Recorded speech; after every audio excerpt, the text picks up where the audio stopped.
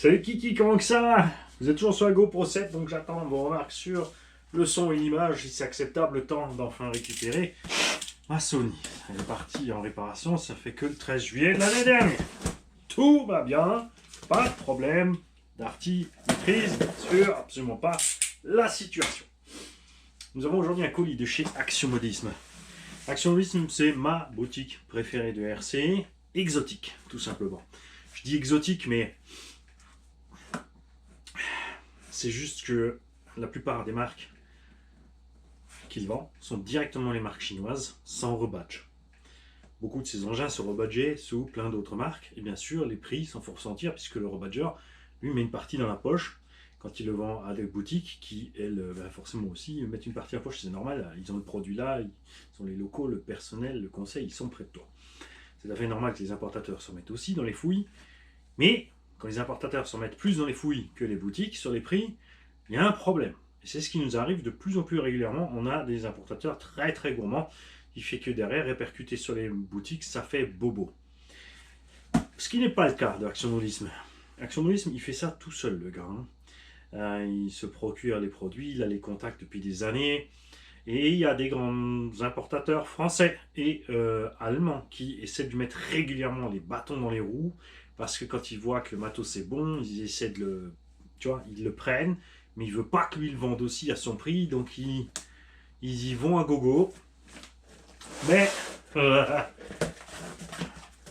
est un peu trop chiant, donc des fois, il laisse tomber.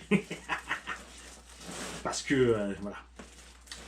On leur marche sur la tête tout doucement et ça les énerve. Quand ils peuvent, ils font ce qu'ils veulent, parce que souvent prendre un avocat ça coûte cher, parce que tu pourrais faire des choses contre, mais le plus souvent c'est plus simple de laisser couler, mais c'est pas grave, puisque Stéphane est plein de ressources et il nous trouve sans arrêt d'autres choses grâce à ses contacts qu'il a depuis des années, parce que il est très apprécié chez nous et chez eux aussi, parce que c'est un mec génial. Alors j'ai ici une carrosserie Kakapit Ford Raptor, donc celle qu'ils appellent T-Rex. C'est du Lexan, très balèze, très épais, bien détaillé, à un prix où les autres ils peuvent juste rougir. Cette carreau vaut une cinquantaine d'euros. Une carreau de Slash c'est plus cher, c'est 2 fois moins épais que ça. J'ai pris un petit kit de plot de carreau avec. Pourquoi j'ai cette carreau là? Tout simplement parce que Mani il a merdé. Il a fait tomber la voiture de Denois, avec un D comme Denois, d'un peu trop haut, et j'ai cassé la carreau. Forcément, c'est moi qui paye. Hein, qui pense paye. C'est normal. Tu reçois avec, bien sûr, les stickers. J'aurais dû les planquer, les stickers, parce que là, il a eu peur. Il voulait peindre lui-même, mais il a eu peur pour les stickers de feu, comme mon père. J'aurais dû garder les stickers de feu, mais ils sont pas avec nous. Il m'aurait tué. Il m'aurait tué. Avec ça, on a chopé des pneus de SC Challenger Kakapit sur les jantes simples, Exact 12. Ils sont à coller soi-même. Tu n'oublies pas que tu peux demander à Action Modisme, il te fait le collage. Mousse bleue à l'intérieur. J'aime beaucoup ces pneus. Ils sont tout chemin. Ils sont assez bien endurants. Pour l'instant, il a les petits pics au-dessus, donc avec lesquels il est très content. Mais forcément, tu peux rouler vraiment que sur une ou deux surfaces dédiées. Après, c'est embêtant. Donc, j'ai décidé de choper encore 4 petits Challengers. Et vu que j'ai cassé la carreau, au passage, bien sûr, on lui a commandé avec. Il y a encore plus de stickers d'ailleurs. Bouge pas. On fait pas, on va pas parler que de carreaux et de trucs. Hein. J'ai quelque chose d'important là-dedans. Et j'ai encore mieux là-dedans. Pour l'instant, je vais le poser dans mon tiroir. Parce que sinon tu vas plus m'écouter. Et ça va pas aller. Il y a aussi le film pour les fenêtres avec.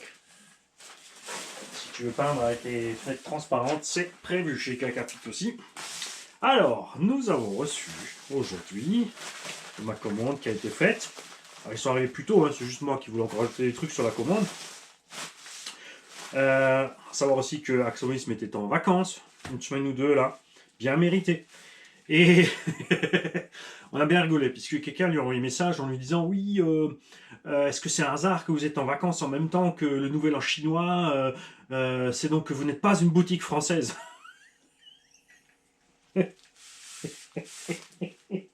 Il y en a. Oh, ça turbine, hein. Ah, je peux vous le dire. Hein. Et nous avons reçu, parce que, attention, pendant cette semaine de vacances, Stéphane, il ne s'est pas tourné les pouces. Il a reçu une énorme commande. D'ailleurs, merci à son fiston qui lui a fait un coup de main.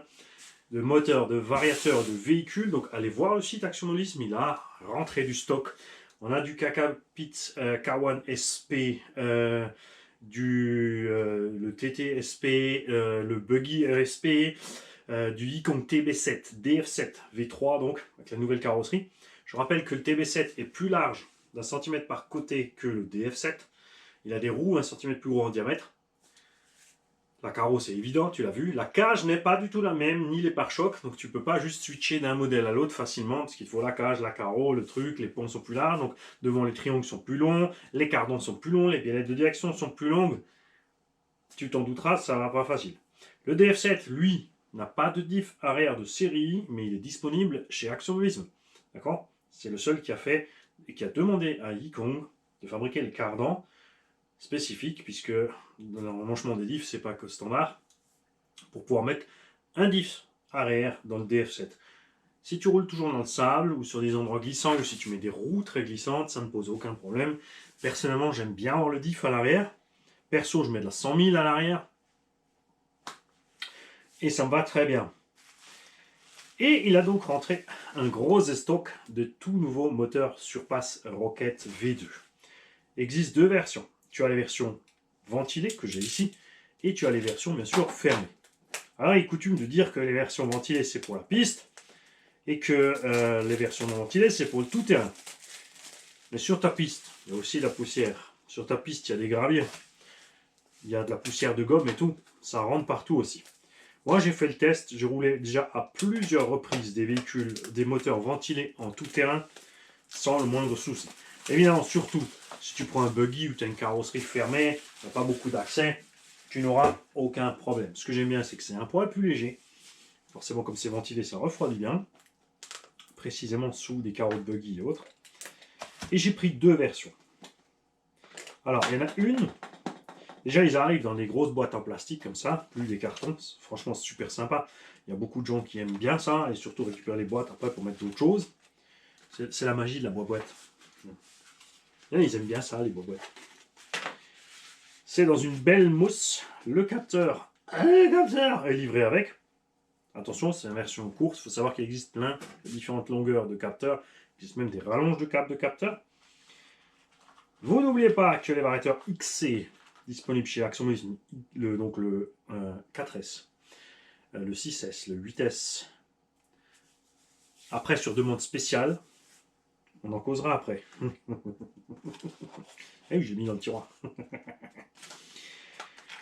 Donc, les variateurs XC arrivent avec des capteurs type Obi-Wan sur la prise, mais ils te livrent la prise et l'adaptateur. Donc, tu peux brancher un moteur Obi-Wan directement ou n'importe quel moteur standard en branchant le câble de capteur fourni qui finit donc avec la prise type Obi-Wan. Je dis type Obi-Wan parce que c'est les premiers c'est les premiers avec lesquels on l'a vu sur le marché. Alors, j'ai pris un 42-74 ici. Il y a beaucoup de choix de KV. Hein. Et ça, c'est ce qui me plaît. Chez Obi-Wan, malheureusement, tu as du choix de KV un peu dans les 68 mm à cause des compétiteurs. Et en 74, ils font que le 2250. Je n'ai pas compris pourquoi, c'est vraiment dommage. J'espère qu'ils vont changer le fusil d'épaule. Ce qui est chouette avec ceux-là, c'est que bien sûr, ils sont moins chers que les Obi-Wan. Parce qu'Obi-Wan, ils ont pris le melon un petit peu aussi, là. C'est dommage. Castel, ça fait longtemps qu'on les a perdus, ça on le sait bien. Un 42-68, un 42 par 74. Donc, 42, c'est le diamètre. La différence entre un moteur de 40 et de 42 n'est uniquement le fait que les 40 ont le corps lisse. Donc, tu as 40 mm ici et tu as 42 mm là. Donc, c'est peut-être 41, quelque chose. C'est une dénomination, tu n'es pas au millimètre près. Hein. Ça veut juste dire que d'un côté, Les moteurs qui ont 40. Et de l'autre côté, tu en as avec qui sont plus gros. Donc on a exactement sur la partie lisse 40,7, 8. Et sur la partie, on a bien 41,8. Quasiment 42 mm. Ça, c'est pour augmenter la surface de refroidissement. Ça, c'est pour permettre l'air d'entrer et de sortir comme il veut. On a... Ah, ça j'aime. On a des aimants. Il est de mode en ce moment d'avoir des moteurs qui ont plus de résistance à la rotation que les aimants. Ça leur permet de monter facilement dans les tours. Notamment déjà, il y a une différence entre les moteurs qui sont bobinés en delta, c'est-à-dire en triangle, et ceux qui sont bobinés en Y, comme on dit, donc en étoile. Sur cette résistance-là, n'oubliez pas qu'on a fait un tuto là-dessus, mais je te le répète, si tu prends un moteur 2000 kV bobiné en delta ou un 2000 en Y, les deux moteurs ne réagiront pas pareil au niveau du couple et au niveau des tours maxi possibles. Le delta prend moins de tours, il a plus de couple, il a une consommation en ampères un peu plus grosse. Mais comme dit, il a plus de couple et ceux en Y vont monter plus loin dans les tours, ont un peu moins de couple et un peu moins de conso. Beaucoup de constructeurs aussi mettent des aimants faibles maintenant, donc comme dit, ça permet au moteur de monter plus vite dans les tours, il y a moins de couple, et plus les aimants sont faibles, en fait, moins le moteur a du mal à monter dans les tours, et moins il chauffe. Ça va avec. Hein, des gros aimants, forcément, il faut lutter contre. Mais moi, je suis pas un fan. J'ai essayé, et je suis vraiment pas fan. Je suis un grand fan des moteurs Delta, avec des gros aimants bien solides. Hein. On a le timing qui est apparemment réglable sur l'arrière ici. Alors ça, il va falloir que je sorte la notice pour me renseigner si j'ai juste ou si j'ai faux, ou si c'est juste la vis du couvercle, parce qu'on a quand même un trou oblong là. Il n'y en a pas de marquage. Ce qui est important de contrôler, parce qu'il y en a plein qui se sont fait avoir avec une série de moteurs Obi-Wan qui avaient un calage derrière, puisque tu avais un marquage. Si, il est là. Je ne vois rien, moi, je ne comprends pas. Ils l'ont fait, ils ont bien noté, c'est ce que je voulais te dire. CCV counterclockwise, contre les aiguilles d'une montre, sens de rotation. Donc, de face, il va là. Et clockwise, sans aiguille d'une montre, il va comme ça. Puisque ton timing, regarde, est ajusté à 30 degrés. Là, ils ont mis 30 et il est 30 des deux sens. Ils l'ont mis au neutre, en fait. Ce qui se passe, d'un côté ici, tu as 20, mais si tu te trompes de sens, tu es 20 degrés, et bien forcément, quand ton moteur tourne de l'autre sens, c'est 40. 40 plus un timing, sur le Vario, encore à 22, à 30, un turbo timing à 60, boum, rotor explosé. À quoi ça sert? Plus tu mets de timing, plus le moteur va monter vite dans les tours, et plus haut dans les tours. Tu vas utiliser ça si tu utilises par exemple tu roules que 3S et tu veux tirer plus de perfs, tu vas utiliser un max de timing pour tirer les perfs. Le problème c'est que tu vas chauffer plus, tu vas consommer plus, la lipo va se vider plus vite. Changer le timing fixe sur le moteur, personnellement, ça ne m'intéresse pas. Ce qui est intéressant, c'est évidemment au niveau du variateur, c'est-à-dire pouvoir rouler avec un timing faible dans toute la partie sinueuse. Et au moment où tu arrives sur la ligne droite, donc avoir un pignon pas trop énorme pour pas galérer dans les portions sinueuses et pouvoir sur la ligne droite, par contre bien envoyer dans les tours pour monter en grosse Vmax pour pas traîner par rapport aux autres. Celui-ci il est en 2800 kV et tu l'as deviné bien évidemment, il va aller avec mon variateur XC4S qui est... est-ce qu'il est dans le véhicule encore? Est-ce qu'il est dans le véhicule? Yes! Il va aller avec ça. On l'a appelé El Sombrero. Parce que la carreau est beaucoup plus grande que la voiture. Mais les pancas, c'est vraiment trop dégueulasse. Regarde, je te parlais de l'adaptateur, il est dessus. Tu as donc cette petite prise là qui est livrée avec les variateurs. On a une longueur quand même sympa. Ce variateur XC peut 140 ampères. La limite de ce moteur en consommation est de 140 ampères.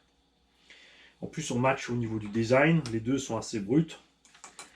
Et hop, on est parti en 2800 kV. Je vais peut-être faire les premières runs en 2S parallèles, après on mettra du 3S parallèle, et après on ira à 4. Parce que je ne suis pas prêt. D'accord? En plus, Claude est venu de... Il s'est tapé 1 heure de route, un peu plus, pour venir chez moi, Nitro Claude, pour me faire des réglages basiques de la machine typique Pancar, parce que c'est pas du tout mon rayon. M'expliquer pourquoi. D'accord? Vous en faites pas, les beaux jours arrivent. Nous irons sur le circuit avec Nitro Claude pour parler de tout ça. Enfin, d'abord on va rouler, parce qu'on se connaît, hein. D'abord on va se marrer, on va rouler. Et ensuite, à un moment, si on n'a plus de lipo, non, ça chez Mani, ça arrive qu'au bout de 2 jours. Donc à un moment donné, on se prendra le temps pour parler de certaines choses spécifiques au Pancar, et pas seulement, puisque Nitro Claude maîtrise un tas de choses, le nitro, sur toutes les cylindrées, le Pancar, les 10e piste, tout le tralala. Hein. Donc on va, voilà, pour cet été, si on a le temps, si on a l'envie, quand il fera trop chaud, peut-être, on se mettra au frais et puis on discutera de tout ça. Ouais. Et l'autre, ici, c'est un 42-74. Ces moteurs, en général, ont facilement entre 800 et 1000 watts de plus que les moteurs de 68 mm. Plus un moteur est grand, plus il va consommer déjà à vide, c'est sûr, et la puissance qui va avec. Aimant super balèze, et celui-là je l'ai pris en 1700 kV. Donc on a des petits kV pour pouvoir rouler en 6S PPR, donc ce ne sera pas un missile. Si tu veux prendre un missile, tu prends un 2250 ou 2280. Ils font je crois du 2300 à 2400 maintenant qui prend du 6S, ça fait des tours minutes relativement hallucinants. Donc faites gaffe à ce que le rotor prend en max. Est-ce que c'est précisé dessus? Non. Bon, par contre, pour eux, effectivement, ils appellent ça un moteur on-road et l'autre l'off-road. Ça va aller dans un off-road. Ah, ouais. Le moteur tourne. Il pulse de l'air. Pendant que tu roules, il n'y a rien qui rentre. Là où ça va rentrer, je l'ai déjà dit 1000 fois, c'est si tu vas te baigner dans la boue. C'est sûr que tu ne mets pas ça dans un crawler. D'un autre côté, ils ont bien les moteurs à cage tournante extérieure qui sont ouverts aussi dans les crawlers, mais à ce moment-là, ils ne passent pas dans les bains de boue avec. Hein. Ça ne gêne pas le fonctionnement du moteur. La seule chose qui craint l'eau, ce sont les roulements. S'il reste à l'arrêt et si tu le laisses rouiller. Sinon, non. Devant, tu as plein de fixations possibles. En 3 mm, tu as 4 trous. Et en 4 mm, tu as 4 trous aussi. Donc, tu peux vraiment foutre ce moteur partout. C'est génial. J'ai très envie de mettre ça dans le Mugen si présent. Là, vous allez me dire, bah, tu l'as même pas encore roulé. Effectivement, parce qu'il faisait moche et froid et il est trop beau. Je ne voulais pas l'abîmer. Je crois que j'ai déjà mis le variateur dedans. Je vais m'assurer de ça. Yes! No! Non, ici j'ai le Revenge Pro avec le Mi 9. Donc ce combo, il va sortir de là. Et on va installer le XC6S avec ce moteur-là. Tu vois, ça va matcher mon cerveau.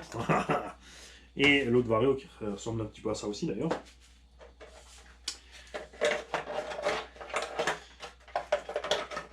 Par exemple. D'un autre côté, 1700, je suis très bien dans un Monster aussi.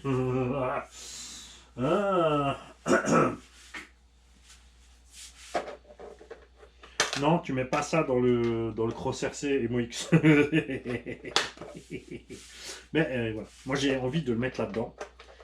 En ventilé, on mettra 4S avec un pignon assez gros pour aller rouler sur le circuit comme le TTRC 90.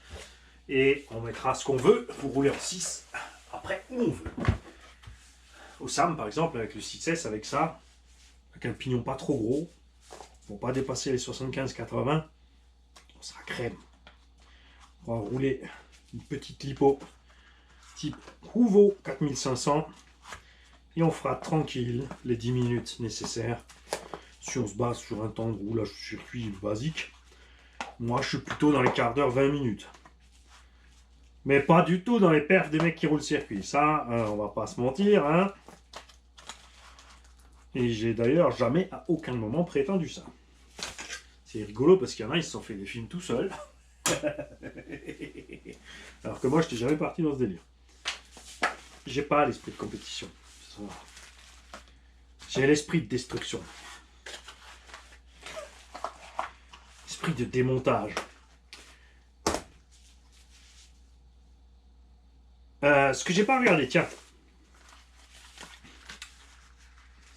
Donc vous pensez à votre timing, hein. Vous regardez bien dans quel sens tourne votre moteur, surtout si vous mettez le capteur, il est impératif de brancher A sur A, B sur B, C sur C. Il n'y a pas de D. Et évidemment aussi de changer sens au niveau de la programmation du variateur. À ce moment-là, tu seras sûr si tu es CV ou CCV. Je dis V à cause des Allemands, j'ai l'habitude de dire V, mais c'est W pour vous. CCW ou CW. Et ensuite, tu iras ici, soit tu touches pas ici à ton timing, soit tu descends sur ce que tu veux.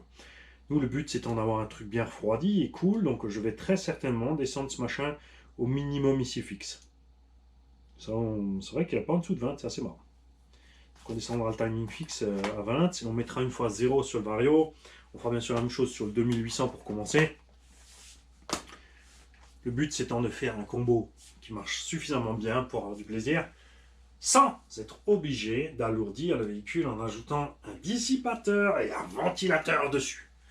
Parce que comme vous avez pu le constater, c'est bien beau que Arrma, par exemple, fait un moteur, ou Traxxas, un moteur 2400 kW en 36 par 70, et une fois affublé de son dissipateur, il fait le même poids qu'un 4268, voire 4274. Dans le Arrma V6, le dissipateur plus ventilateur plus moteur pèse le poids d'un 4282. Avec aussi un dissipateur plus petit. Donc à quoi ça sert alors ce mouse dissipateur? Il aurait mieux fait de mettre un gros moteur. Hein? Et maintenant, je t'ai pas oublié. De toute façon, c'est dans le titre. Hein. Sinon, il y en a qui ne regardent pas parce qu'ils n'ont pas compris. Nous avons fait la demande spéciale et reçu ce monstre-là. Je vous explique. Mad Motors se fournit chez XC. Moi, j'avais demandé, souvenez-vous, via le biais de Rafa Mamba, d'avoir du variateur 12 et 16S sympa. À ce moment-là, a débarqué Obiwing avec ses petits 12S. Le bonheur absolu pour Mani. Puisque Obiwing a aussi le gros 12S. Mais le gros 12S, je vois pas trop l'intérêt, puisque on est très gros, très lourd. Moteur très gros, très lourd.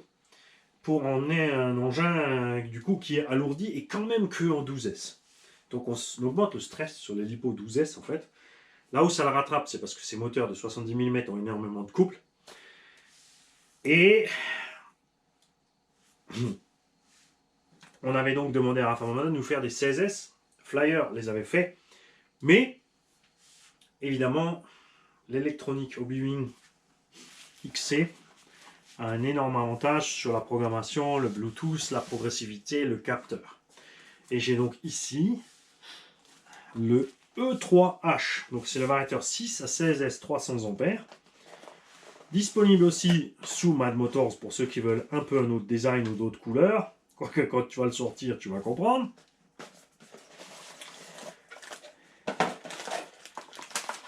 Voilà le bestiau. Alors, il a la taille du Beast 20. La grosse différence avec le Beast 20, c'est que le Beast 20, c'est un 12S, mais 400 ampères. Alors, à quoi ça va servir? Pour moi, personnellement, à rien. Justement, ils se sont dit, tiens, c'est marrant, on en vend beaucoup aux US, mais on en vend zéro en Europe, parce que nous, on n'a aucun intérêt d'avoir un variateur énorme pour trimballer du 12S. Et Obiwing le fait déjà. Donc, les gens qui achètent du Obiwing, le seul gros moteur à capteur Obiwing, c'est le Obiwing, je viens de le dire. Résultat, les gens ne vont pas acheter le variateur XC12S pour aller avec le Obiwing 12S. Ils vont prendre le combo Obiwing complet, qui est accessoirement la même programmation. Donc là, on a un boîtier entièrement en alu. Ce bestiau pèse à 7 à 800 grammes à peu près. Il a le Bluetooth intégré, il est IP67. Et pour moi, en 12, comme dit, ça n'a aucun intérêt. Mais celui-là, il est en 16S. J'ai aucun intérêt non plus d'avoir 400 ampères. Vous avez vu qu'on arrive, pour chercher les limites du 400 ampères, on l'a fait dans le Losi 5. Que je dois d'ailleurs préparer absolument pour Mini-moi. J'ai pris du retard, excuse-moi Mini-moi. Excuse-moi aussi propriétaire du Baja, excuse-moi Soufiane aussi. J'ai pris du retard et il faut que j'avance. Hein. J'ai les abos qui attendent leur véhicule et moi j'aime pas quand ça traîne. Donc, là, on va pouvoir mettre 16S. Tranquille. Et j'ai pas besoin de 400 ampères puisque je ne cherche pas des performances absolues, mais un combo, puisque j'ai commandé le moteur aussi qui va venir, J'ai pas pris un moteur de 70, j'ai pris un moteur TP Power 56-70, donc c'est 56 par 120 mm, avec un capteur. Nous allons mettre le capteur, parce que nous avons ici la prise. Alors ce qui est un peu dommage, tu vois, c'est que la prise en 1/5, ils ne l'ont pas vraiment rallongée. Alors qu'après, selon le véhicule qu'on prend, de toute façon, ça suffira large. Ce qui nous permettra de rouler un engin lourd, puisque tu auras un Losi qui fait 18 kg, qui va rouler, là maintenant on est en 12, ça nous fait 6 S par tranche de 9 kg. D'accord? Ça ramène à rouler un engin de 4,5 kg en 3 S. Et vous avez vu sur le Kagama 4 que c'est pas foudroyant, que ça consomme beaucoup. On est d'accord. Et le fait de pouvoir passer 16 S va pas alourdir tant que ça la machine. Même si on l'alourdit d'1 kg, vu qu'il fait déjà 18, 19 ne représente que 5%. D'accord? Et par contre, on va pouvoir diviser la charge sur l'électronique, parfois 2, mais même un peu plus. Vous avez vu sur les nouveaux combos, là je l'ai exploité en 12 pour vous montrer que les nouveaux combos sont capables de faire beaucoup mieux que les anciens. Avant, mettre 12 S là-dedans, c'était un massacre pour les lipos. Les lipos d'ailleurs n'étaient pas aussi balèzes que ce qu'on a maintenant, donc maintenant on a des bonnes lipos.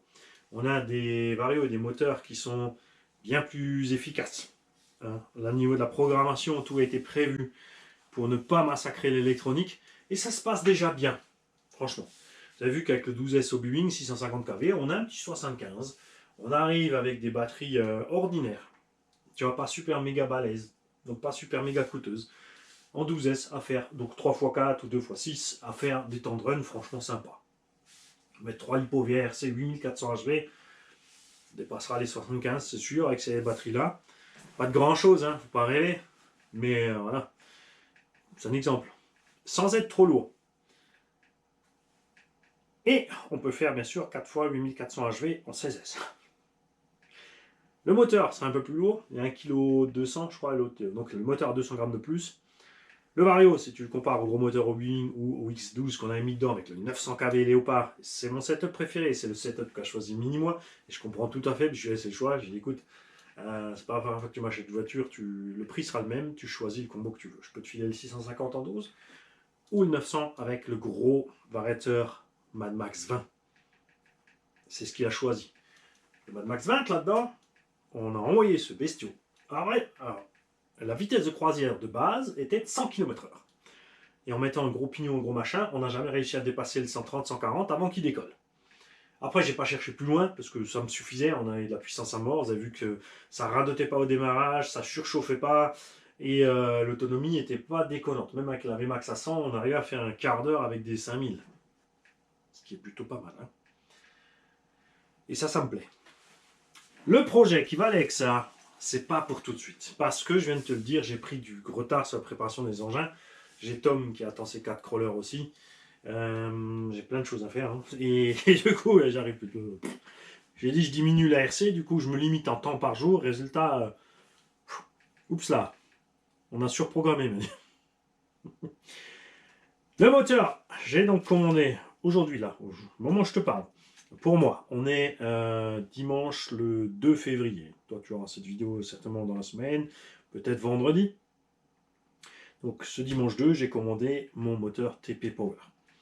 Ce coup-ci, je l'ai pris ailleurs que d'habitude. D'habitude, je prends mes gros setups chez Rafa Mamba. Là, c'était par actionmobilisme parce que on avait une facilité de communication. Comme tu peux le voir, c'est arrivé tranquille et sans encombre. Sans surplus de douane. Hein?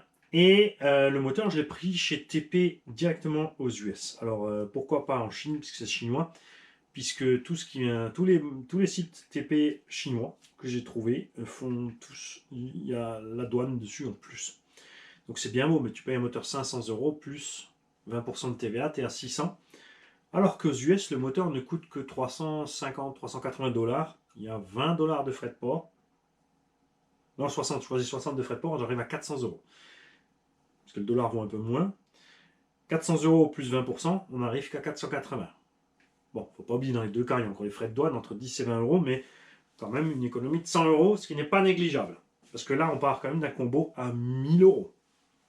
Entre 1000 et 1003 selon où tu te fournis, selon ce que tu trouves. Et j'ai même pas la voiture qui va avec. J'ai 2 idées. Une idée, non 3. C'est ça la merde.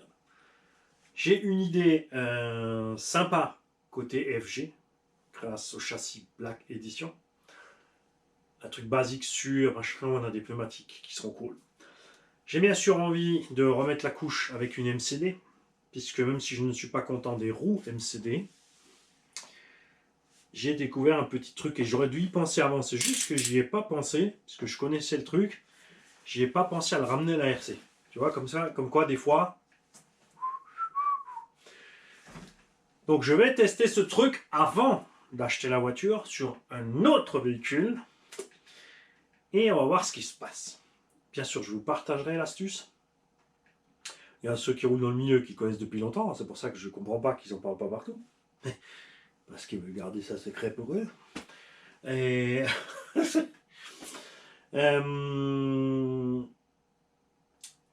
Parce que si ça fait l'effet escompté, on pourra se contenter de pneus MCD en fait. Bon, évidemment, on ne parle pas du risque d'éclatement et machin avec des tours minutes de fou. Ça restera toujours l'avantage des GRP sur les FG. Et ensuite, j'ai une voire 2 idées en tout terrain. Mais comme dit, garde en tête, en gros 1002 le combo. Tu utilises 4 batteries à la fois, de bonne qualité, donc on va pas y aller à la louche, on va dire 400 balles de lipo. Ok. Il faut le cerveau qui va pouvoir faire tourner la masse que ton combo qui pèse 1 tonne et que tes batteries vont pouvoir emmener. Faut pas oublier que là on parle de 2 kg d'électronique, plus les batteries. Donc 1 kg 2 kg et demi en gros. Donc on parle de 4 kg et demi, 5 kg d'électronique. Allez, il y a encore le cerveau au-dessus, le récepteur. Un cerveau ou deux pour la direction selon le cas. Donc on est à 5 kg d'électronique. Et on n'a pas encore l'engin. D'accord? On a 5 kg de GMP, groupe motopropulseur. Et on n'a pas encore la bestiole qui va avec. Si on se cale sur une FG qui pèse à peu près une dizaine de kilos à vide, c'est que même la FG va arriver à 15 kg roulante. La MCD, on va passer de... On était déjà à 15-16 kg la MCD. Donc un embonpoint de 1,5 kg 2, donc 17 kg. L'Ozi5 arrivera à une vingtaine de kilos. Et le feed Racing Dragon Hammer, lui, ça ne le dérangera pas. Il fera de toute façon 20-23 kg. Mais la question est, je vais rouler où avec le feed? Puis je serai tout seul là, avec le feed.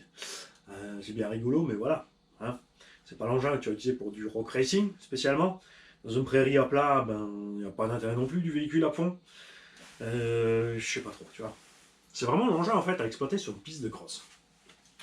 Donc je suis un peu... J'attends. Peut-être qu'une autre marque qui va se réveiller. On attend aussi bien sûr impatiemment des nouvelles. Vous savez que Rowan King Motor fabrique beaucoup de 1/5e. Alors, copie, pas copie, est-ce que c'est juste les moules de base et ensuite les marques utilisent leurs moules à eux? Puisqu'on a des engins MCD chez Rowan King Motor. Et on se demande vraiment si ces MCD sont vraiment fabriqués en bas en Turquie ou s'ils sont fabriqués là-bas depuis longtemps et ensuite il y a juste une... Comme souvent, le fabricant chinois de plus en plus te propose le modèle à eux avec leur marque à eux qui n'ont juste pas les mêmes plastiques ou une ou deux propriétés différentes que le moteur, que l'engin qui a été badgé et qui est payé par le badger. Donc j'ai envie de tester ça aussi. Puis après ces engins lourds et machin, on n'ira pas les envoyer sur les rampes, on n'ira pas faire les foufous. C'est sûr que c'est absolument overkill dans une FZ piste. Si c'est overkill, c'est nécessaire. Tu comprends ça? Hein? Pour retrouver un peu ce que j'ai avec la VTE2 en vitesse. C'est l'accélération, tu as l'impression qu'elle est infinie. Je te parle pas de la VMAX, je te parle... Chaque fois que tu sors du virage, tu as des gaz jusque... Mais tu peux faire une ligne de 200, une ligne droite de 200 mètres, tu as de quoi accélérer 200 mètres. C'est délirant. C'est sûr que retrouver ça sur une 1.5, c'est rigolo. J'avais déjà fait, souvenez-vous, le Camtar FG en 16S avec un 360 kV, 4 roues motrices, le truc, j'arrive à fumer les 4 nœuds en accélération, départ arrêté. Ça roulait à 100, on avait une autonomie de 20-25 minutes. Ramené à une vitesse raisonnable, pour un circuit raisonnable standard, on arrivait à 35-40 minutes. Après, il faut tout peser. Tu mets un combo 16S, tu mets des lipos pas chers, mais le combo, il n'est pas gratuit. Alors, si tu prends un flyer, ça va. Franchement, si tu prends le variateur flyer, t'en as pour 280-300 euros. T'as pas le capteur, t'as pas l'IP67, t'as pas cette petite douceur au démarrage. De l'autre côté, en piste, tu démarres qu'une fois. Et tu démarres rarement en voulant rouler cool. Tu pars. Et après, t'allumes. Hein.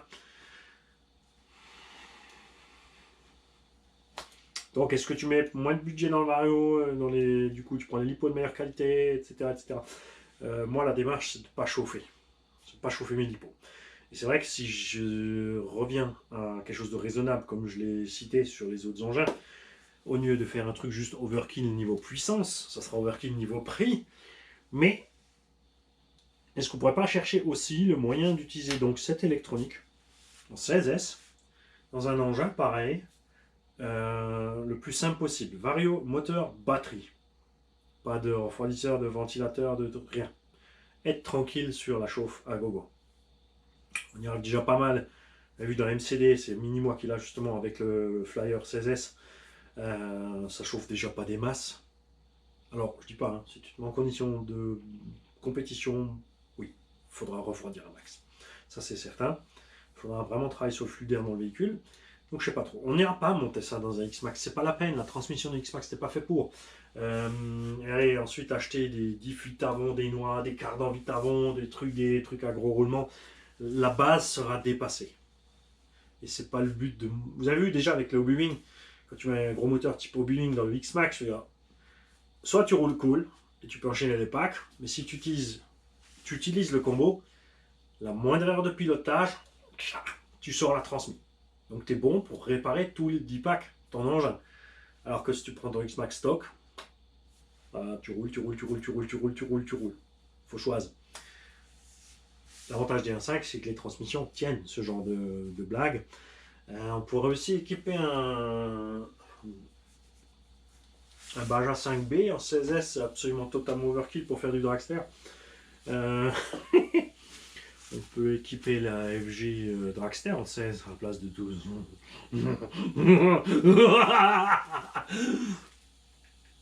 Je pense qu'on va commencer par là. Comme ça, j'achète pas encore de châssis, je me décide tranquille. Je ferai mon petit test de ce que je t'ai dit.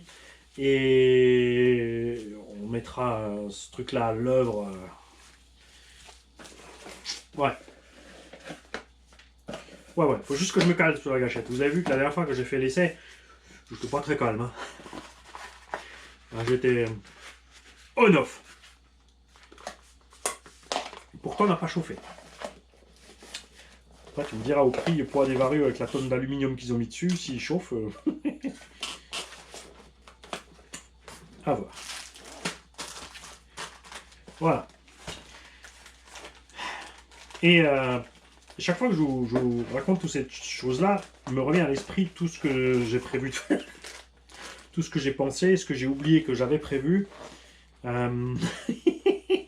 Avec les frères Berthelet et Rafouille, on va vous faire un truc aussi. Ça va bien nous faire marrer. Je pense que vous allez apprécier aussi. Par contre plus. Ce Vario, pour ceux qui ne le savent pas, comme je l'ai dit avant, a donc la possibilité d'être réglé par Bluetooth. Le logiciel se trouve sur le site XC. Très facile à télécharger. Fonctionne exactement comme le Hobby-Wing. De la poule ou de l'œuf qui était là en premier. Je pense que c'est XC qui était là en premier. Et qu'il y en a qui nous rebadgent depuis un petit moment des choses. Les petits coquinous. Voilà, donc pensez à aller voir le site Axomorisme pour les variateurs. Donc il y a X3, X4, X5, X6, X... Le petit, le 4S et 8. Il est là-bas. Je sais plus. Allez voir. Renseignez-vous les kikis. Les Vario sont un poil moins chers que Hobby-Wing. Tu as toutes les fonctions idem à Hobby-Wing. Tu as aussi le IP67. Après, tu n'aimes peut-être pas le look, tu préfères l'autre. Chacun ses habitudes. Chacun achète ce qu'il veut. En tout cas, quoi qu'il en soit, ça tient bon. C'est du bon matos. Il n'y a pas à s'inquiéter. Et au boulot, Mani, au boulot. Non, pas tes affaires d'abord. Tu joues pas avec ça, tu joues pas avec ça, tu joues pas avec ça, tu fais pas ci, tu changes pas les diffs des X-Max. Tu vas commencer tout de suite par les machines des abos. Hein? Faut s'y mettre. Alors je te parle aussi, non, si tout va bien, là où sort cette vidéo, j'aurai reçu aussi les pièces pour Soufiane, et si tout va bien, on aura attaqué aussi le montage de la machine à Soufiane, mais tu auras les vidéos plus tard. Parce que j'ai déjà programmé du coup jusqu'à vendredi. Ah stop, la GoPro 7, je lui ai mis la commande vocale aussi. Est-ce que la GoPro 7, on va essayer de la regarder gentiment. GoPro, arrêtez, enregistrer.